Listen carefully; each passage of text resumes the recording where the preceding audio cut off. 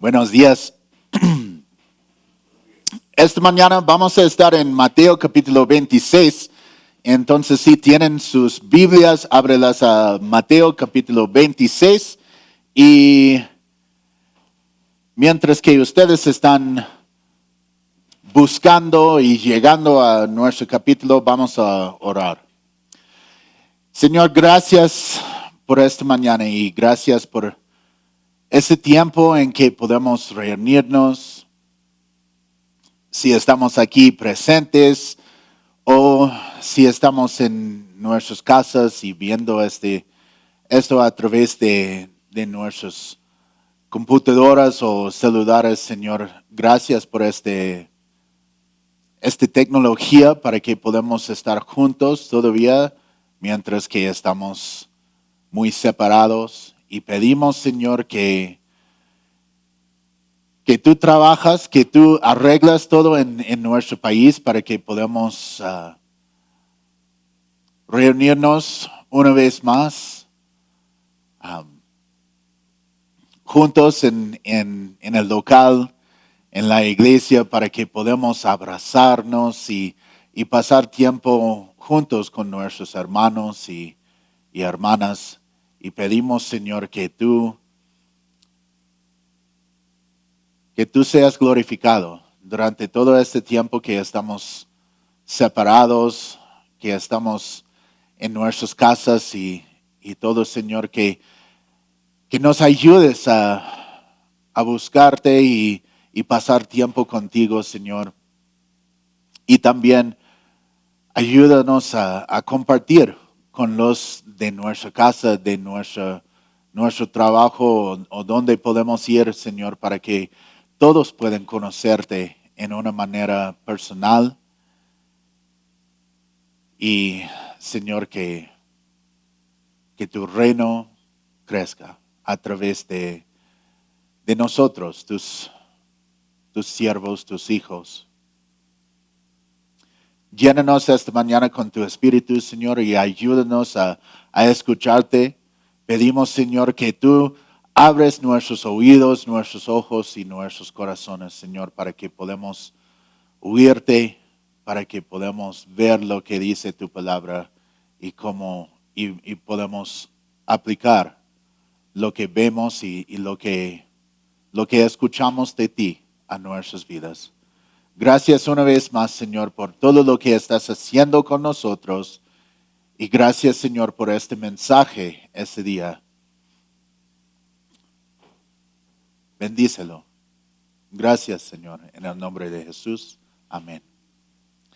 Amén. Entonces, estamos en Mateo capítulo 26 y si se acuerdan, la semana pasada empezamos este capítulo y porque es súper largo.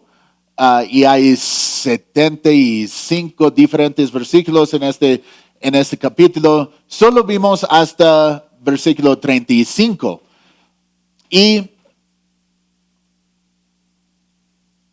tengo que pedir perdón primero de ustedes por tomar tanto tiempo la semana pasada para explicar los días de la semana y el Pascua y todo lo que estaba pasando con eso, porque fue algo en mí que yo estaba confundido. Entonces me imaginé que varios de ustedes están confundidos también del día de la semana y el Pascua, y cómo puede ser que Jesús estaba 3 días y 3 noches en la tierra y todo eso. Y tomé bastante tiempo para explicar esto y no debería tomar tanto tiempo para hacer esto, pero fue algo en mí que no, porque yo estaba pensando así. Pienso que otros están interesados en las mismas cosas que yo, entonces tomé este tiempo, pero cuando hablé con mi esposa, ella me dijo, la próxima vez deja esto para una clase en el Instituto Bíblico, no, y no para un estudio el día domingo. Entonces, perdóname, por favor. Voy a intentar a no hacerlo otra vez. en el futuro. Pero no solo vimos el día de Pascua la semana pasada durante todo este tiempo, sino vimos mucho más. Y Jesús ha estado en Betania y eso fue 4 días antes. Y no voy a contar días con ustedes otra vez, pero sabemos que en lo que vimos en el libro de Juan, capítulo 12, dice que cuando estaba en Betania para este evento que vimos, eso fue 6 días antes de la Pascua, entonces fue 4 días antes de lo que estamos, o lo que vimos la semana pasada, porque Mateo nos dice que solo fue 2 días hasta el Pascua. Entonces lo que Mateo estaba haciendo es dando unos detalles para nosotros para que podamos entender lo que está pasando y también saber que este evento fue lo que empujó a Judas a traicionar a Jesús, ¿no? Y necesitaba esos detalles para continuar su historia, porque si no, estamos perdidos en la historia y no sabemos en cuánto tiempo Judas decidió esto, hizo esto y llegó, como vamos a ver hoy día, con las autoridades para arrestar a Jesús. No, entonces eso fue muy importante y fue 4 días antes y eso fue cuando María echó su perfume encima de Jesús para prepararle, ¿no? Como en sus palabras, para prepararle para el sepulcro, ¿no? Y fue después de eso que vimos que Judas salió para hablar con los principales sacerdotes y recibir el dinero para entregar Jesús a ellos. Y en esa noche, cuando Jesús celebró la Pascua con sus discípulos, también nos dio la tradición de la Santa Cena, ¿no? Y después salieron todos al monte de Olivos, donde Jesús les dijo a sus discípulos que todos van a ser dispersados cuando Él está tomado. Y Pedro entra en una discusión con Jesús que realmente nunca es una buena idea, ¿no? Jesús gana todo el tiempo, no sé si ustedes saben esto, pero Jesús gana todo el tiempo, pero el último evento que vimos fue cuando Jesús le decía a Pedro que él le va a negar 3 veces en la misma noche, ¿no? Entonces, eso fue el primer parte de nuestro capítulo 26 y estamos empezando nuestro estudio hoy día en versículo 36 y lo que vamos a hacer es, otra vez, vamos a leer unos versículos y hablamos y damos un poco de comentario de lo que está pasando en estos versículos y seguimos así.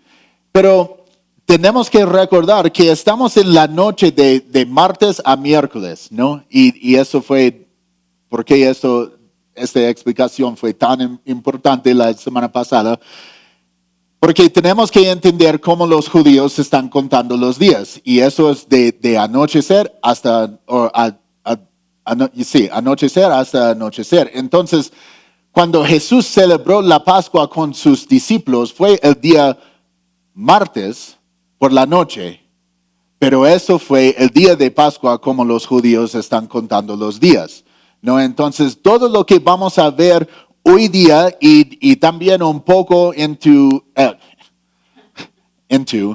un poco más allá en capítulo 27, todo eso pasa en la misma noche y al mismo día, ¿no? Entonces, tenemos que tener eso en cuenta cuando leemos todo eso, porque algo que vamos a ver y vamos a hablar un poco de eso, pero yo estaba muy confundido por mucho tiempo por qué los discípulos no podían orar con Jesús por un tiempo, ¿no? Pero vamos a ver lo que estamos hablando en estos versículos que vamos a ver hoy día. Pero recuerdan que todo esto pasa muy rápido ahora hasta su crucifixión de Jesús. No, esto pasa en como un día, 2 días, 3 días. No, entonces lo que vamos a ver hoy día fue unas horas no más. No, entonces eso es muy importante para entender, porque mucho de lo que hemos visto ya pasó a través de 3 años, ¿no? 3 años y medio, algo así, ¿no? Pero ahora va a pasar en unas horas, nada más. Entonces estamos en Mateo capítulo 26 y vamos a leer versículos 36 hasta 46 y después hablamos un poco de lo que vemos en esos versículos y vamos a continuar así. Entonces en Mateo capítulo 26, versículo 36 dice, entonces Jesús fue con ellos a un lugar que se llama Getsemaní y dijo a sus discípulos, siéntense aquí mientras que yo voy a orar en aquel lugar. Jesús llevó consigo a Pedro y a los 2 hijos de Zebedeo y comenzó a ponerse triste y muy angustiado. Entonces les dijo, quédense aquí y velen conmigo, porque siento en el alma una tristeza de muerte.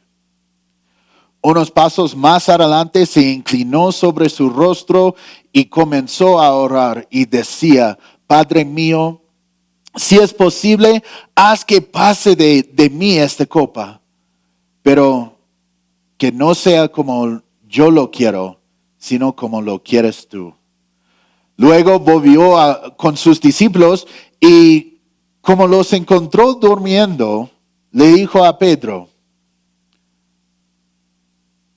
así que no han podido mantenerse despiertos conmigo ni una hora. Manténganse despiertos y oren para que no caigan en tentación. A decir verdad, el espíritu está dispuesto, pero la carne es débil. Otra vez fue y oró por segunda vez y dijo, Padre mío, si esta copa no puede pasar de mí sin que yo la beba, que se haga tu voluntad. Una vez más fue y los halló durmiendo, porque los ojos se les caían de sueño. Entonces los dejó y volvió a irse y por tercera vez oró con las mismas palabras. Luego volvió con sus discípulos y les dijo, sigan durmiendo y descansando. Miren que ha llegado la hora y el Hijo del Hombre es entregado en manos de pecadores. Vamos, levántense, que ya se acerca el que me traiciona. Entonces hay mucho que está pasando en estos versículos y yo sé que en otros de los evangelios dice que Jesús mientras que estaba orando, estaba sudando con sangre y todo eso. Pero no dice nada de eso en nuestros versículos para hoy día. Pero lo que vemos es que Jesús está listo para lo que está por venir, ¿no? Y realmente no quiero enfocar en todo lo que Jesús está diciendo en estos versículos y cosas así. Quiero hablar un poco de la oración otra vez, ¿no? Pero recuerden que cuando salieron de la casa donde celebraron la Pascua, todos salieron juntos. Entonces todo el grupo de los discípulos de Jesús salió menos Judas, porque Judas ya salió para ir y hablar con las autoridades otra vez para que él puede traerlos a Jesús para traicionarlo. Entonces todos están juntos cuando llegan a Getsemaní, pero cuando llegaron Jesús separa o aparta 3 hombres otra vez y son Pedro, Juan y Jacobo. Otra vez, ¿recuerdan la última vez que ellos 3 acompañaron a Jesús a un evento? Y hablamos por qué. ¿Por qué fue estos 3? y decidimos que no sabemos por qué estos tres. Todavía no sabemos por qué estos tres están separados con Jesús, pero lo que vemos es que cuando ellos salieron, fueron al monte de Olivos y todos están juntos, pero cuando llegaron a este jardín de Getsemaní, muchos de sus discípulos quedaron como en la entrada al jardín. Y Jesús llevó 3 hombres, dice que consigo llevó Pedro y los dos hijos de Zebedeo. ¿No? Entonces ellos están dentro del jardín todavía, pero Jesús separó a sí mismo para estar solo, para orar. Entonces tenemos como diferentes niveles de discípulos para llegar a Jesús en este jardín. ¿Por qué? Realmente no sabemos, porque no dice nada de eso, solo que eso es lo que pasó. Pero es interesante cuando pensamos en cómo todo está pasando en ese momento, porque Judas va a venir con casi como un ejército consigo, ¿no? Y va a llegar con ellos y tiene que pasar a través de los discípulos y a través de los 3 para llegar a Jesús. Entonces me imagino que Judas está pensando que los discípulos y todos los que están con Jesús van a luchar contra de ellos. Y eso es algo para que nosotros podemos saber que realmente Judas nunca conoció a Jesús. Porque eso no fue su estilo, ¿no? Quizás es el estilo de nosotros, ¿no? Para protegernos o solo para estar en contra de alguien y lo que está pasando, pero no es el estilo de Jesús. Entonces, vemos que hay algunos de ellos en la entrada del jardín, otros 3 un poco adentro y Jesús solo para orar.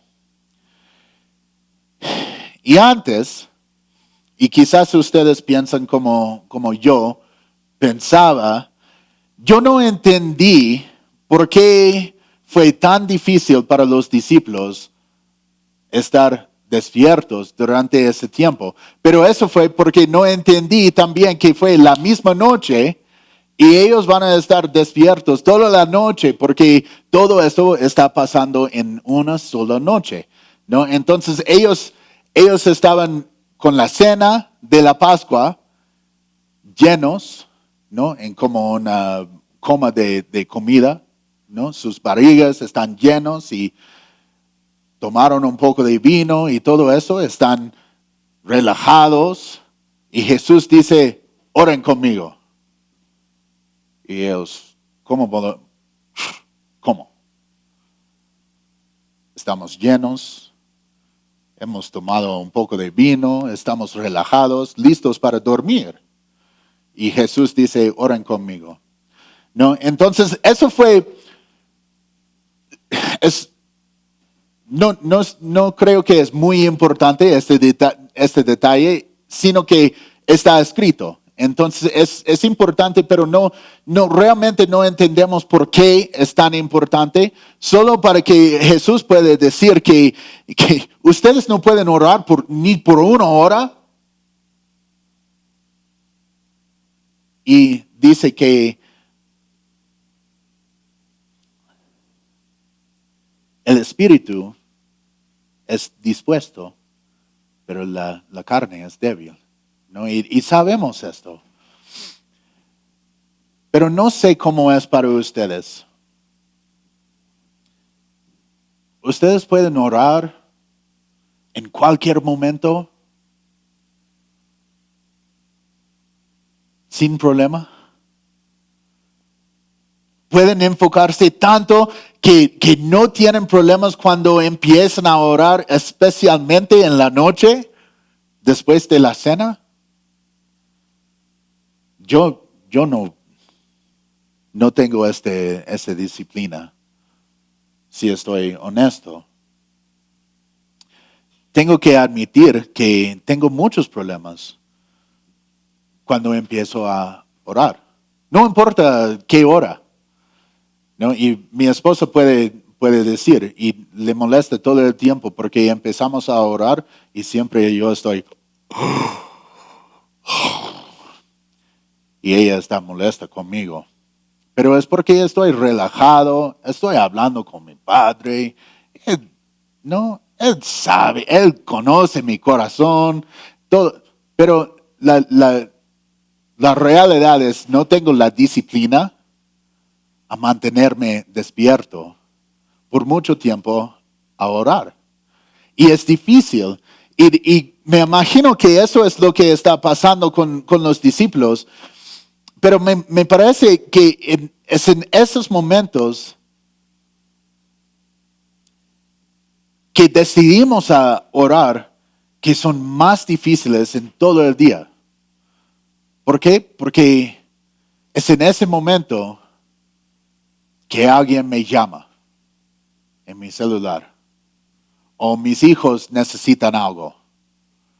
O solo entran en la habitación donde estamos, o salen en el patio donde estamos, y siempre quieren hablar y todo eso, o quieren que preparamos algo para comer porque son flojos y no pueden hacer por sí mismos, ¿no? Pero algo está pasando, o alguien toca la puerta, o siempre es algo para distraerme de ese tiempo de oración. Y otra cosa en eso es que tenemos que entender que cuando oramos, estamos entrando en una batalla, ¿no? Y el enemigo quiere que estamos distraídos de esa batalla para que él gane. Porque él sabe que no va a ganar contra el Señor, pero puede ganar contra nosotros.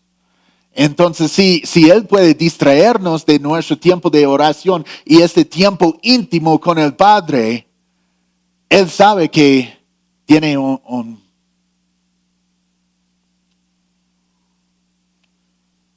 no sé cómo se llama, pero tiene esta ventaja contra nosotros, ¿no?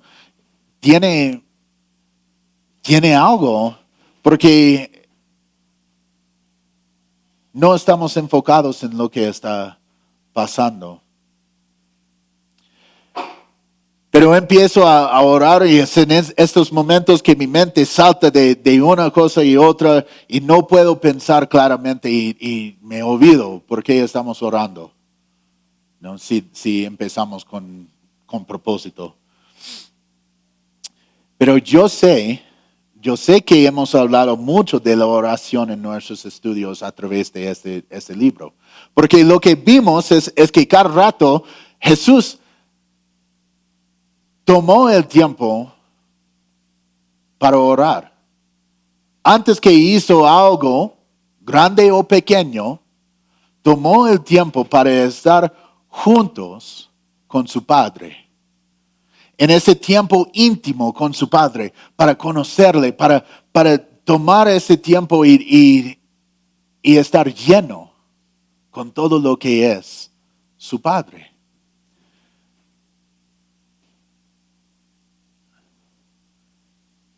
Y es importante para nosotros porque la oración en la vida de un creyente es como donde encontramos la vida, ¿no? Como hemos dicho, la oración es el canal a través de que vemos la mano de Dios trabajando y obrando en nuestro mundo. Y si nunca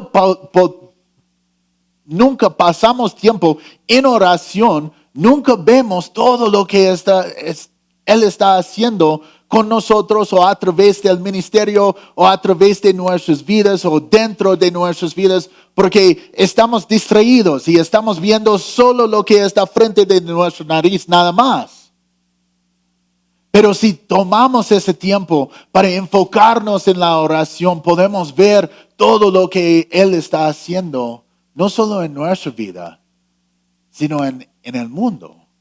Y es la oración, como les dije, ¿no? La oración es el canal a través de que vemos la mano de Dios obrando en este mundo. Y si nunca tomamos el tiempo para orar, no vamos a ver todo lo que el Señor quiere hacer con nosotros y a través de nosotros. Es cuando oramos que Dios nos habla. Y sí, podemos decir que la Biblia es la palabra de Dios y es viviente y todo eso, y vive y es poderoso y es verdad. Y el Señor nos habla a través de su palabra día tras día. Sabemos esto. Pero si solo leemos y nunca oramos, realmente no estamos escuchando la voz de Dios. Solo estamos leyendo sus palabras para ver lo que dice, pero muchas veces no sabemos cómo aplica a nosotros. Y podemos leer algo que es muy poderoso para nosotros, pero realmente cuando salimos de ese tiempo con nuestra Biblia, olvidamos lo que dijo, porque no pasamos el tiempo para decir, Señor, ¿qué significa para mí hoy, ahora? ¿Cómo puedo aplicar todo lo que has dicho a mi vida? ¿Cómo puedo compartir lo que veo si realmente no entiendo? Pero si nunca pedimos este entendimiento, esta sabiduría, no llega de la nada, llega del Señor, de su Espíritu. Y necesitamos esto y necesitamos este tiempo íntimo con nuestro Padre. Y lo que vemos es que cuando Jesús tomó ese tiempo para orar, Él ya sabía lo que era la voluntad de su Padre. Él sabía ya hace tiempo. Él sabía que su vida está limitada. No va a llegar a su fin para sacrificar sí mismo para el mundo. Él sabía esto. No fue una sorpresa para él. Él sabía el propósito para su vida. Pero también Jesús sabía que el tiempo para cumplir la voluntad de su Padre ya llegó. Ya está. Y sabía todo lo que él tenía que sufrir. Y cuando leemos las palabras de Jesús, podemos ver que sabe lo que está por venir. Él sabe que va a sufrir. Él sabe todo el dolor que va a sufrir en su cuerpo. Y en su humanidad no quiere sufrir como va a sufrir. Pero está tan sometido a la voluntad de su Padre que dice, pero que no sea como yo lo quiero, sino como lo quieres tú. Y también dice que se haga tu voluntad. Y es interesante a mí cuando leo esto, que muchas veces nosotros podemos orar y decir que queremos la voluntad del Padre en nuestras vidas y para nuestras vidas. Y inmediatamente después de decir esto, le decimos cómo. ¿Cómo debe hacerlo en nuestra vida? ¿Eso es realmente el querer por su voluntad? No. Todavía estoy empujando mis ideas, lo que yo quiero, mis deseos. Pero lo que vemos de Jesús en ese tiempo, Él dice que, mira, papá, no quiero pasar por eso, pero entiendo que es la única manera que esto puede pasar. Y todavía, no como lo quiero yo, sino como tú quieres. Que se haga tu voluntad en ese tiempo. Nosotros muchas veces decimos que ya quiero la voluntad de Dios para mi vida si es que yo puedo ser rico, si es que yo puedo ser sano todo el tiempo, si es que yo puedo ser el líder de este ministerio o otra cosa, o yo puedo ser el jefe en mi trabajo. Esa es la voluntad de Dios que yo quiero en mi vida. Entonces Dios, cuando estás listo, yo también. Pero eso no es el ejemplo de Jesús. Él sabía todo lo que iba a sufrir, todo lo que iba a pasar. Y todavía dice, Señor, que se haga tu voluntad. Él estaba sometido. Él sabía que iba a sufrir y no corría de este sufrimiento como es el hábito de nosotros, sino que lo recibió con gozo porque sabía lo que iba a ganar al otro lado de este sufrimiento. Hebreos capítulo 12, versículos 2 a 11, dicen esto, dicen, fijemos la mirada en Jesús, el autor y consumador de la fe, quien por el gozo que le esperaba sufrió la cruz y menospreció el oprobio y se sentó a la derecha del trono de Dios. Por lo tanto, consideren a aquel que sufrió tanta contradicción de parte de los pecadores, para que no se cansen ni desanimen. En la lucha que ustedes libran contra el pecado, todavía no han tenido que resistir hasta derramar su sangre. Y ya han olvidado la exhortación que como a hijos se les dirige. Hijo mío, no menosprecies la disciplina del Señor, ni te desanimes cuando te reprenda. Porque el Señor disciplina al que ama y azota a todo el que recibe como hijo. Si ustedes soportan la disciplina, Dios los trata como a hijos. ¿Acaso hay algún hijo a quien su padre no discipline? Pero si a ustedes se les deja sin la disciplina que todo el mundo recibe, entonces ya no son hijos legítimos, sino ilegítimos. Por otra parte, tuvimos padres terrenales, los cuales nos disciplinaban y los respetábamos.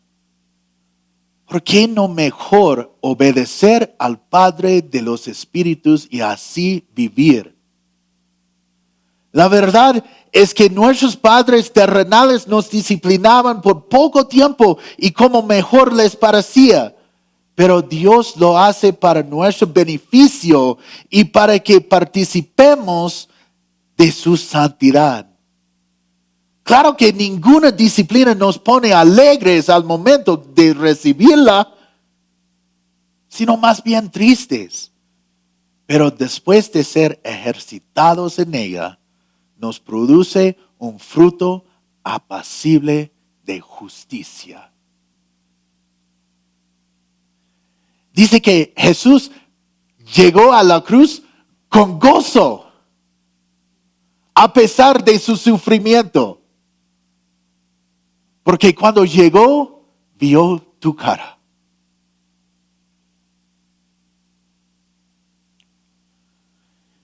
Y él sabía que si sufre esto, es para que nosotros podamos estar con Él para siempre. Y miró este sufrimiento y no quería pasar por eso, pero sabía que a través de todo eso puede abrazar a cada uno de nosotros. Entonces llegó y sufrió con gozo. Y lamentablemente eso no es el hábito de nosotros. Hacemos todo lo que podemos para evitar el sufrimiento. Para que no tenemos que pasar un día en que no es súper feliz y bendecido. Y eso es triste. Porque es el sufrimiento que nos enseña a ser más como nuestro Señor. Tenemos que saber que vamos a pasar por tiempos tristes, tiempos difíciles, tiempos en que no entendemos lo que está pasando. Tiempos en que vamos a llorar en nuestras habitaciones y levantar nuestras voces y decir, Dios, ¿por qué?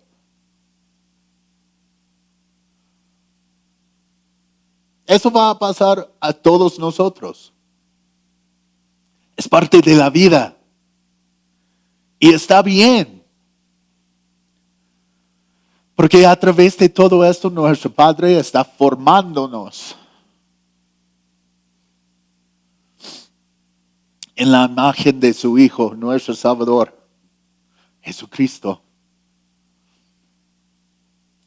Nunca vamos a sufrir como Jesús sufrió. Y todavía lo que dice la Biblia es que Él tomó esto con gozo porque sabía lo que le esperaba. Y eso fue la salvación de todos los que ponen su fe en Él.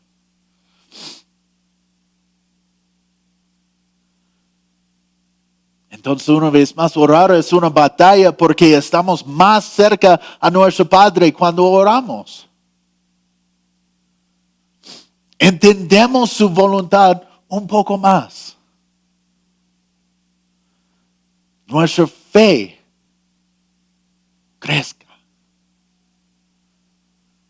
Cuando vemos lo que Él está haciendo y entendemos como dice en Romanos 8, versículos 35 a 39, muchos de nosotros conocemos estos versículos que dicen, ¿qué podrá separarnos del amor de Cristo?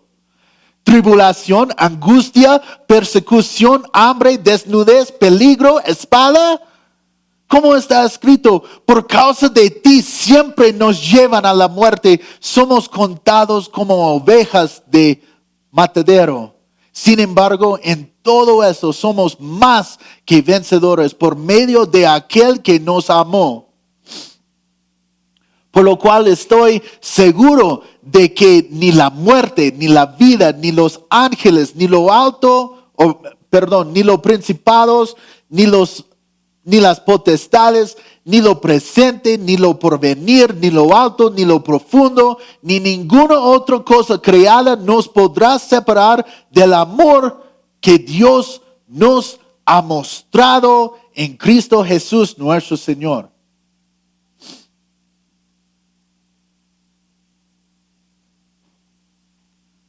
Realmente no sabemos todo lo que el Padre tiene para nosotros en el futuro.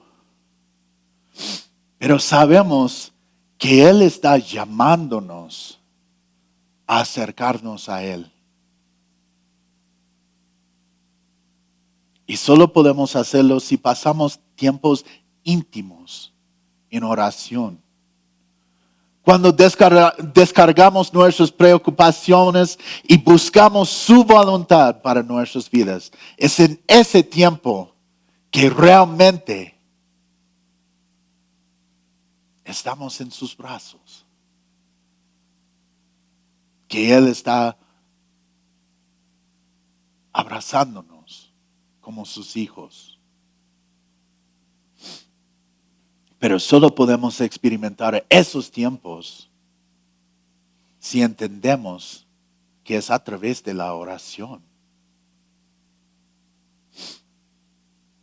Y la oración es una batalla que siempre el enemigo quiere distraernos de ese tiempo, porque él sabe que si estamos en esta posición frente de nuestro Padre, no hay nada que Él puede hacer. ¿No? Y versículo 47. Dice, todavía estaba hablando Jesús cuando llegó Judas, que era uno de los 12. Con él venía mucha gente armada con espadas y palos de parte de los principales sacerdotes y los ancianos del pueblo.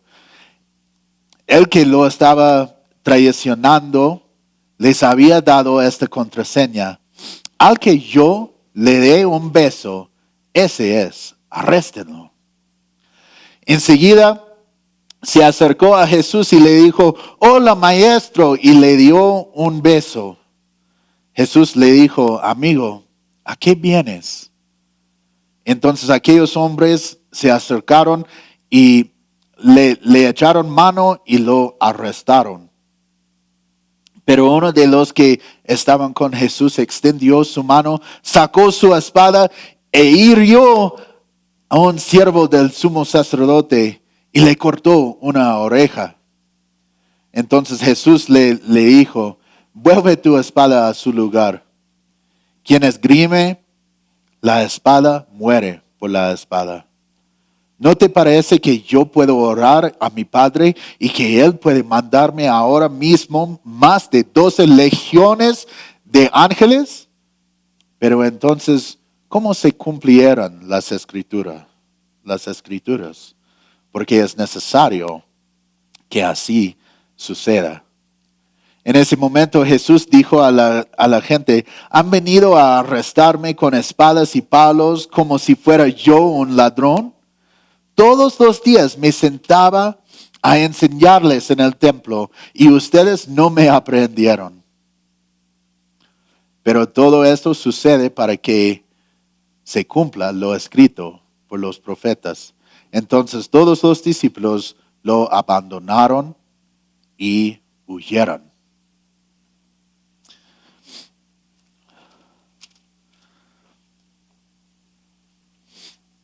Entonces Jesús está allí con sus discípulos y llega Judas y todos los que están con él y ellos están listos para una pelea, una lucha y también parece que los discípulos, pero Jesús dice, está bien, eso tiene que pasar, ¿no? Porque ellos tienen que llevarme en ese momento. Pero una de las cosas que veo dentro de eso, que es súper difícil para mí, es el ejemplo de Jesús. Siempre es difícil para mí, es el ejemplo de Jesús. Pero lo que vemos es que aunque sabía que Judas le va a traicionar, lo amó.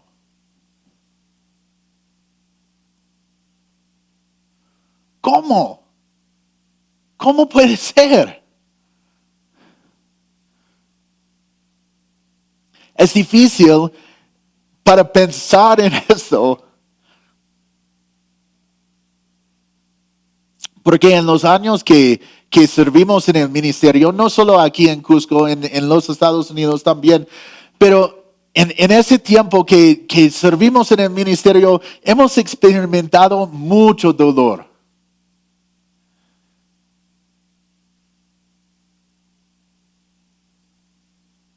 Y hemos estado muy lastimados por varias personas que amamos.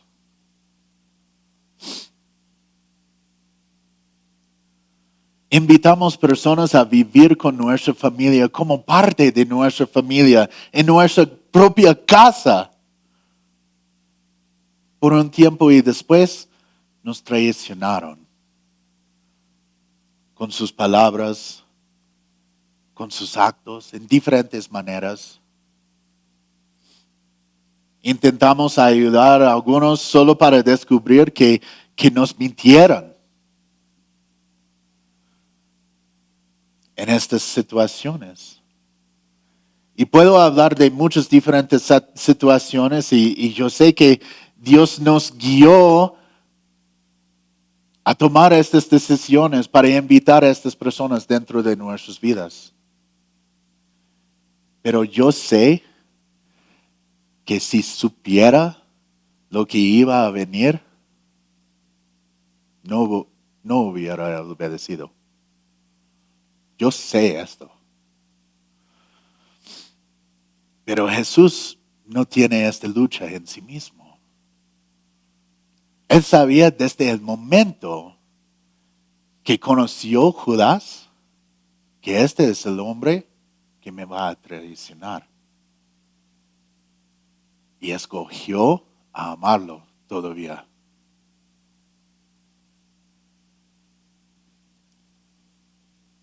Él amó a Judas a pesar de su conocimiento, de su carácter.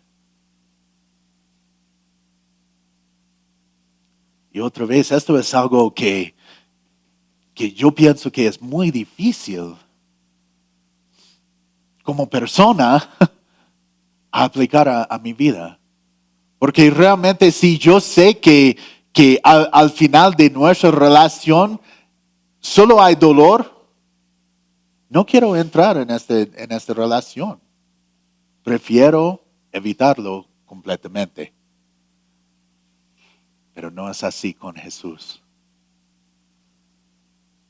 Él sabe y Él ya ha dicho que muchos no van a decidir a seguirlo, no van a recibirlo. Y todavía vino a este mundo, sufrió todo lo que sufrió y amó y ama, aunque sabe que muchos no van a amarle. Y eso es difícil. Pero hay dolores para todos en esta vida. Pero es lo que hacemos con todo lo que experimentamos que es más importante. Aprendamos y avancemos. Es lo que tenemos que hacer. Y ganamos mucho si permitimos al Señor a usar estos tiempos para formarnos en su imagen. La meta debe ser para ser más como Él, no más como yo. Y solo podemos hacer esto si compartimos en este sufrimiento. Si amamos a pesar de lo que sabemos está por venir. Y como humano esto es difícil. Es difícil porque yo no quiero gastar mi tiempo, mis esfuerzos en la vida de alguien que no le importa. Pero eso es el ejemplo que yo tengo en mi Salvador. Y si la meta es ser más como Él,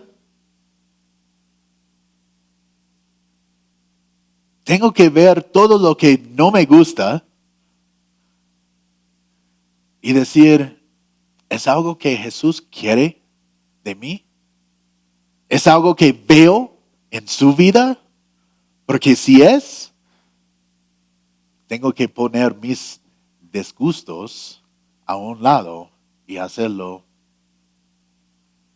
aunque yo sé que no le importa a esa persona.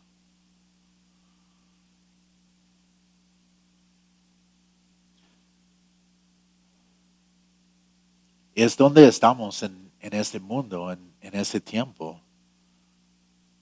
Muchos están muy confundidos, muchos están muy enojados con otros. Porque piensan o vean esta injusticia que solo existe en su mente. y quiere culpar a todos los demás. Y yo quiero luchar contra esto. Yo quiero con todo lo que está dentro de mí. Quiero luchar contra esto, pero lo que veo en mi Salvador, en mi amado,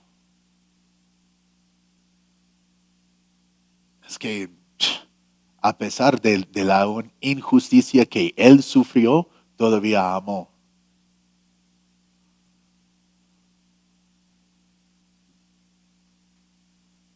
Y yo sé que cada uno de nosotros vamos a sufrir injusticia en nuestras vidas. ¿No? Caminando en las calles escucho diferentes cosas de los gringos que están aquí, de los venezolanos que están aquí.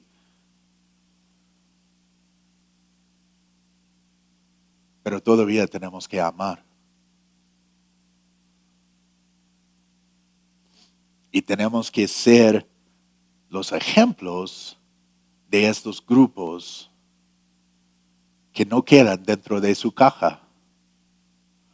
Debemos ser los que aman a todos. A pesar de lo que estamos experimentando, a pesar de lo que vemos en las calles, quizás en nuestras casas, debemos ser los que aman. Porque eso es el ejemplo que Jesús nos dio.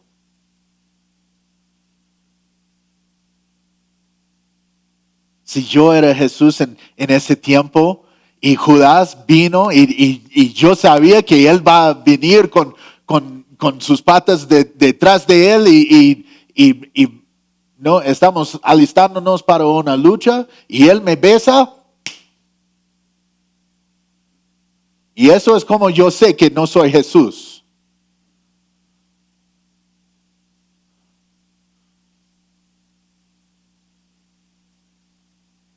Y muchas veces esto es como pensamos cuando experimentamos diferentes cosas en esta vida. Pensamos que tenemos que luchar, tenemos que pelear contra esto, tenemos que hacer esto. Pero lo que Jesús dijo es que si esto pasa, es parte de la vida. Y todavía tienes que amar a esas personas. Y Él no solo dijo cosas así, hizo esto. Para darnos un ejemplo. Para seguir.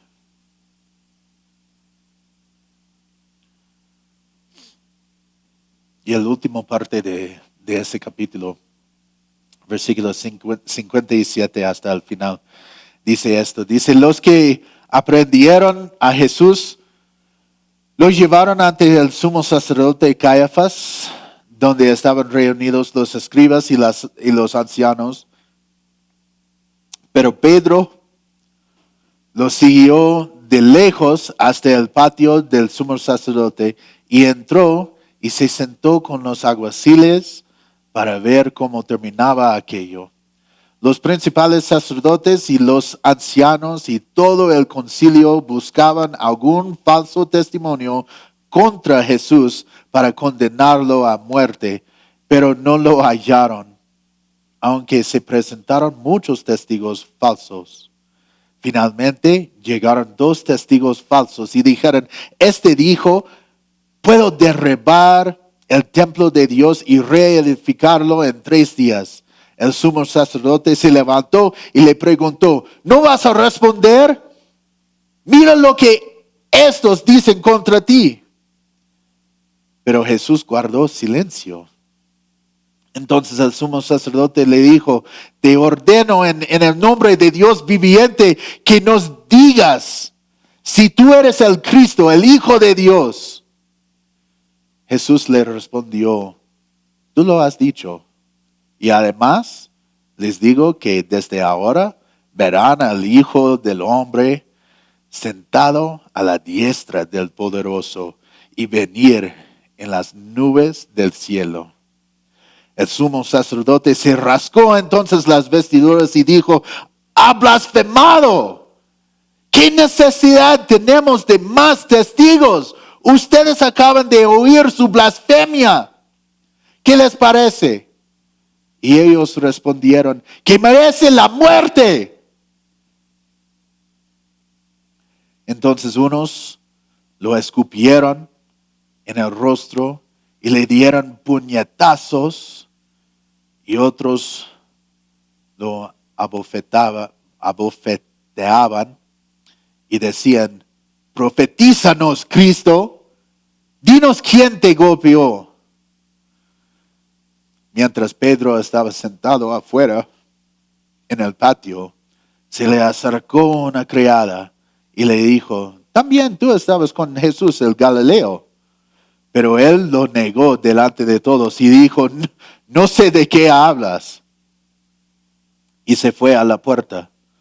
Pero otra criada lo vio y dijo a los que estaban allí: también este estaba con Jesús el Nazareno.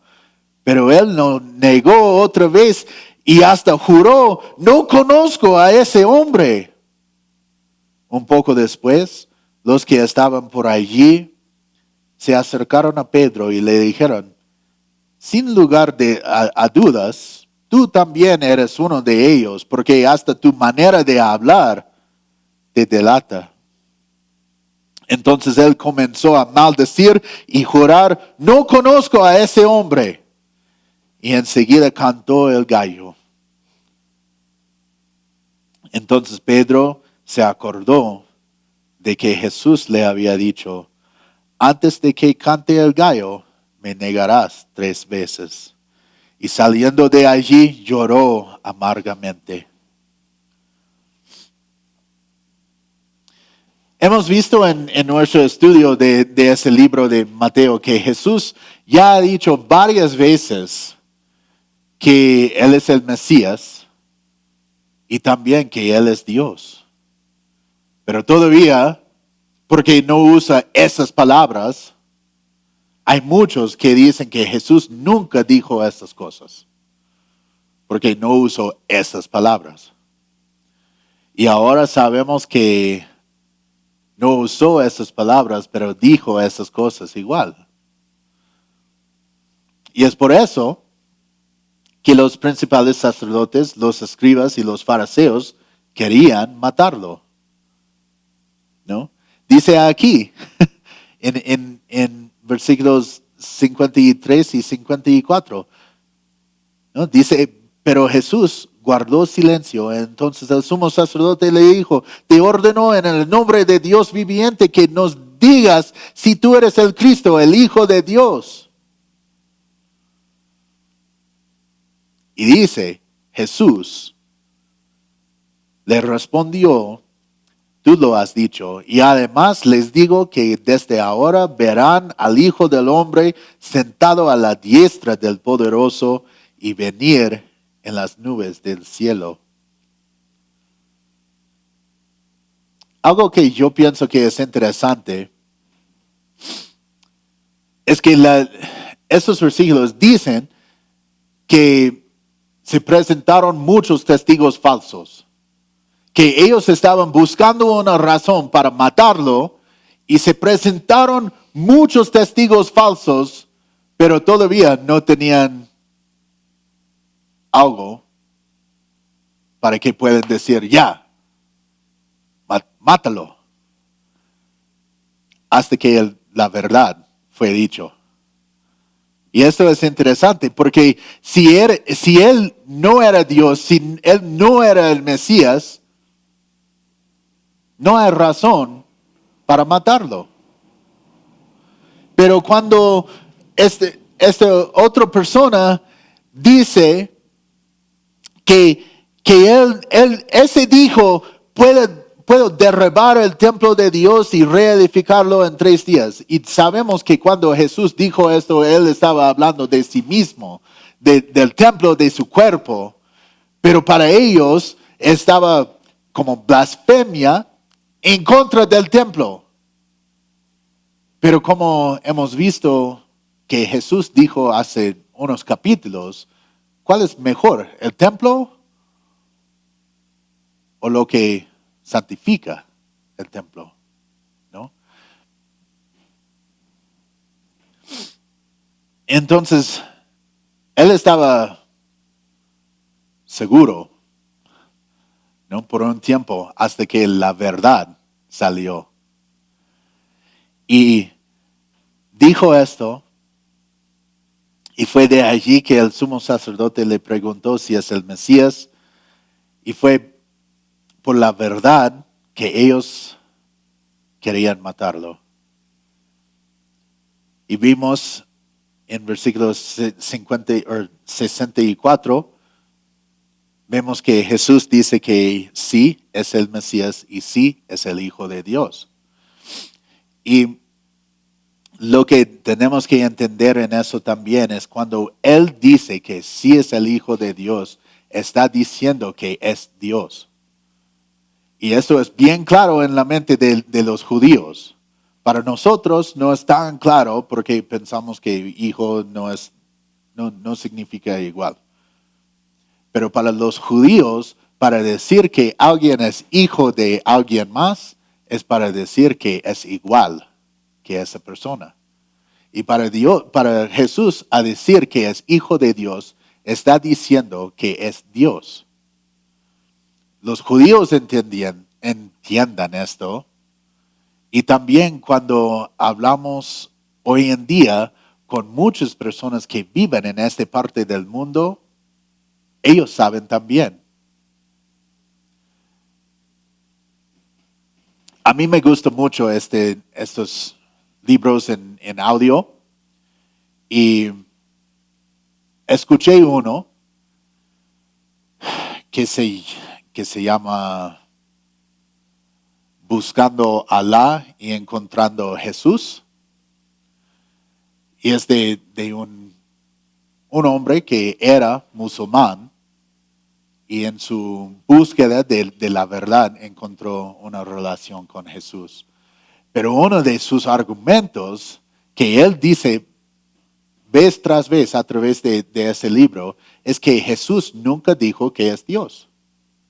Eso fue uno de sus argumentos más fuertes contra los cristianos. Y un día leyó la Biblia, que fue su error, si no quería saber la verdad. Leyó la Biblia y vio este versículo en que Jesús dijo que es hijo de Dios. Y él sabía en este momento, él entendía, justo como los judíos en este momento, exactamente lo que Jesús estaba diciendo. Y todo su mundo se cayó. Porque su argumento más fuerte contra el cristianismo no era válido. Y los judíos que están mirando todo esto y preguntando a Jesús, y cuando Jesús dijo que sí, es el Hijo de Dios, ellos entendieron eso. Y es por eso que dice en versículo 65, el sumo sacerdote se rascó entonces las vestiduras y dijo, ha blasfemado. Porque lo que está diciendo es que es Dios. Y dice, ¿qué necesidad tenemos de más testigos? Ustedes acaban de oír su blasfemia. ¿Qué les parece? Y ellos respondieron que merece la muerte.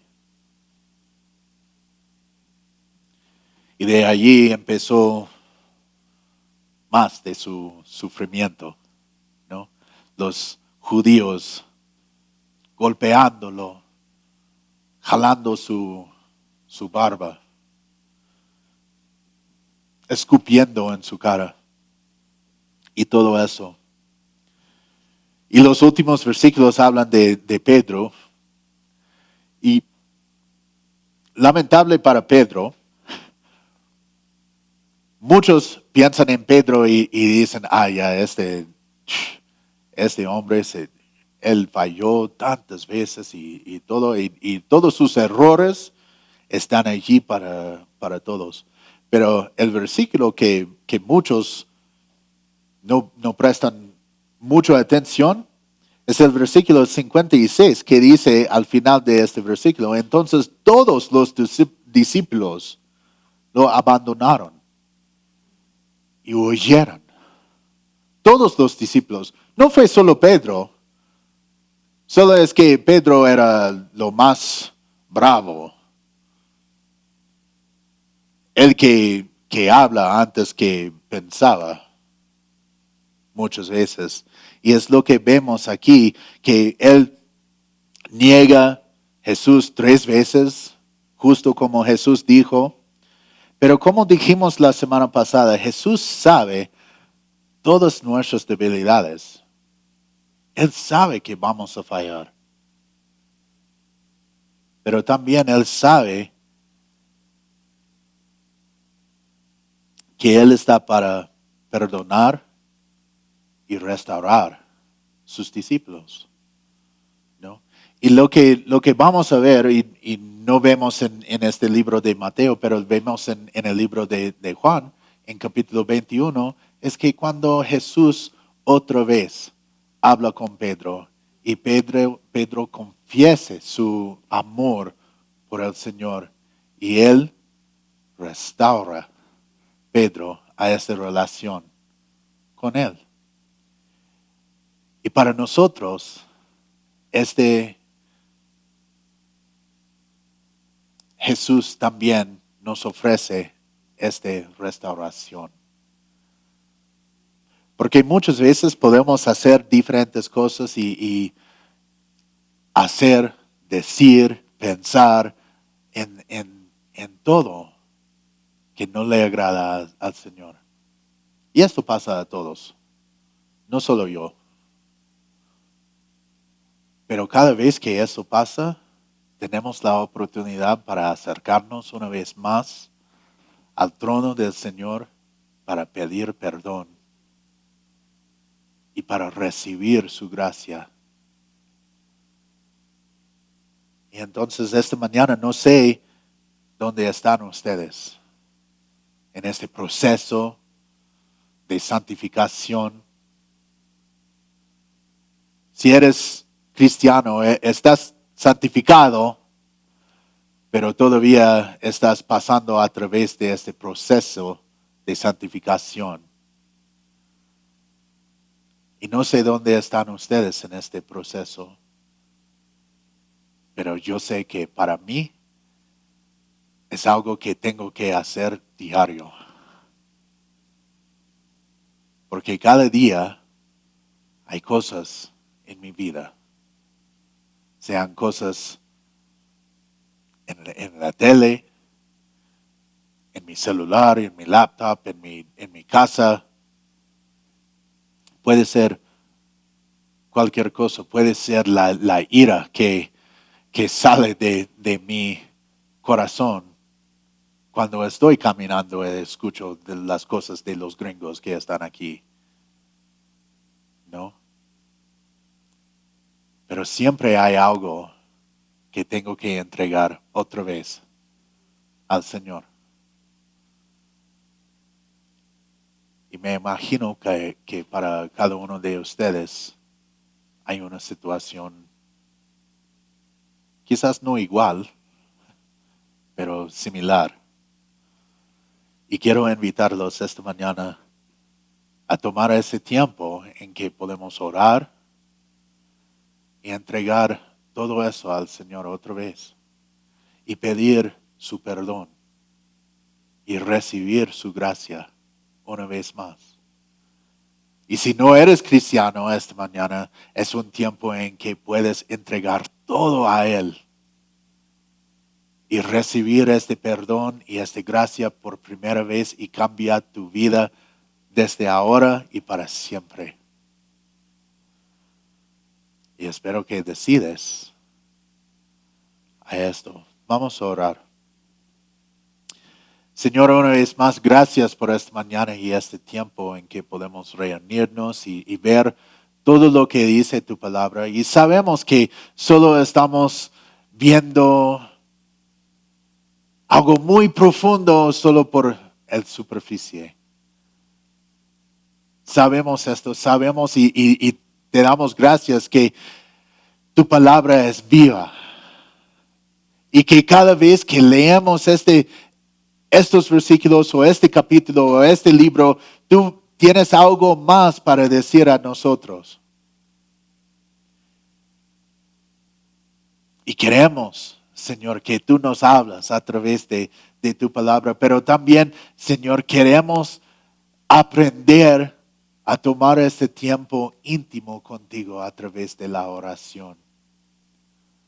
Necesitamos esto, Señor, y sabemos.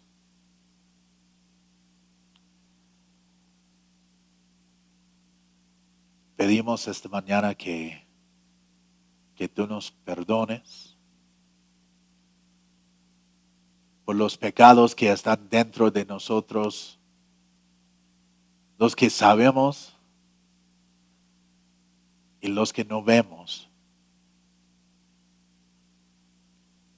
Pedimos, Señor, que tú nos muestras las cosas que están dentro de nuestras vidas que tenemos que sacar y quitar de nuestra vida para que no impidan esta relación entre nosotros y tú, ya no más. Muéstranos y ayúdanos a sacarlos de su raíz para que no crezcan otra vez.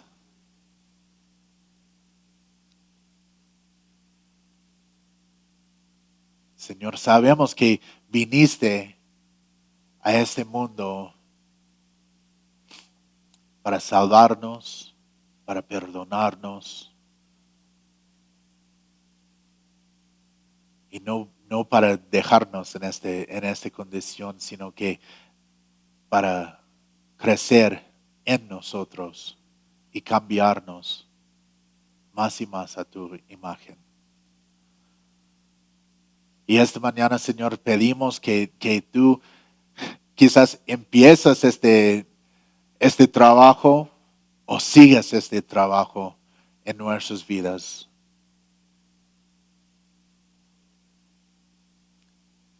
Queremos ser más como tú. Y sabemos que estamos muy lejos de esto. Necesitamos tu ayuda. Necesitamos tu espíritu, Señor. Llénanos y obra en nosotros. Y Señor, si hay alguien que está escuchando o viendo esto que no te conoce, Señor, pedimos que hoy día puede ser el día en que entregan todo a ti.